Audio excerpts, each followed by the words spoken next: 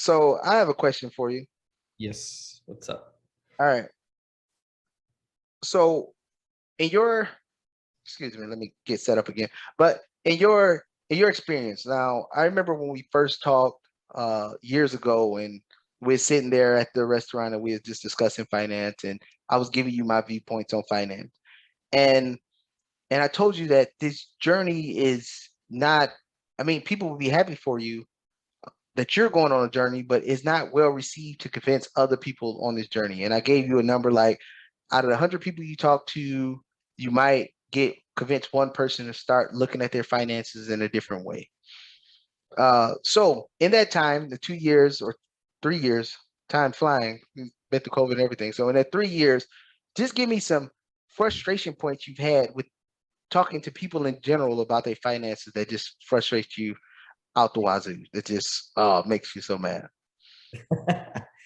It's every day. I mean, it's when you really start to focus on your finances and make it a viewpoint of your life on a day-to-day basis where you are just constantly running your own numbers and you set your financial goals and you have these dreams for your future and these plans for your life on your finances, you look at it completely different from everyone else because not everyone else, and I hear it a lot, cares about money. And I do that with quotation marks because they say that, but they enjoy spending money. So you do care about buying all the stuff that money can get you, but you don't care about utilizing your money to support your own life in the sense that if you utilize your money towards your own good, towards investing or towards your own self, you can live free and truly free. A lot of people say that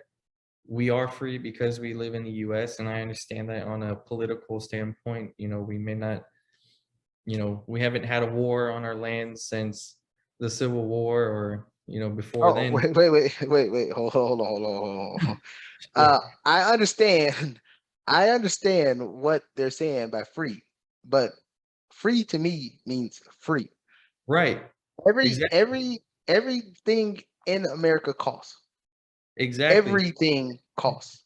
And that's my point is in that sense, in a political sense where we haven't been conquered by a country or anything like that, yeah, we're free politically speaking, or we're free to go out to the store and buy whatever we want. We're free to go out of our homes and not be endangered or whatever. I mean, depending on where you live, really.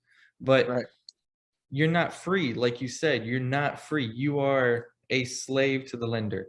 You Right. have to work at your job because you have a car loan. You have to work at your job because you have a mortgage. You have to work at That, your job because yeah. Finish your thought, then I'll cut you off. because Go you ahead. have because you have student loans. Now you have your career after college. Now you need to pay your student loans back. So you have to work at your career to pay these loans back. You have to pay off your credit card. You have to pay off whatever you've financed in your life. And if people would take that same money, and I say this from experience, and deploy that money towards their own investments or towards something that can grow their money, grow their wealth, they will start to see that they are more in control of their life than if they are just throwing it away at unnecessary items. And that is the biggest frustration because I can never explain to anybody. Oh, I take that back, maybe like two or three people, that having money, having money invested, having assets, knowing how to manage money, staying up all night, looking at numbers, studying the stock market with you, especially in our group and everything, you start to take control of your life and you start to feel less and less dependent on your job because now you know where your money's going, you know how it's going to grow, and you Mhm. can produce another income.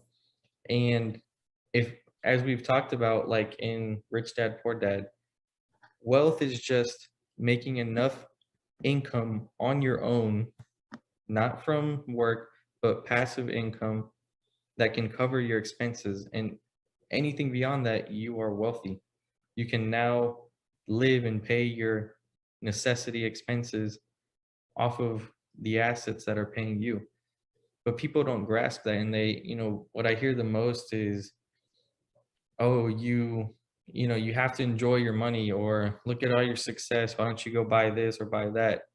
Why don't you can't take the money with you to heaven, when you die, it goes away." And, I I hear don't that know, many. you I know, hear that all the time. yeah, I hear that all the time. so I mean, while that might be true, the value of owning my own life is way more valuable and important than owning a material thing. I don't care about little gadgets and this and that. And if I do spend money, as we've talked about in a previous video, how I look to see how can it benefit me? Can I deduct it from taxes? Can I resell this item if I were to resell it in the future and make a profit if I want to get rid of it? Most people are buying things that, after they get tired of using it or want to get something new, they can't even resell it for what they paid or even more for what they paid.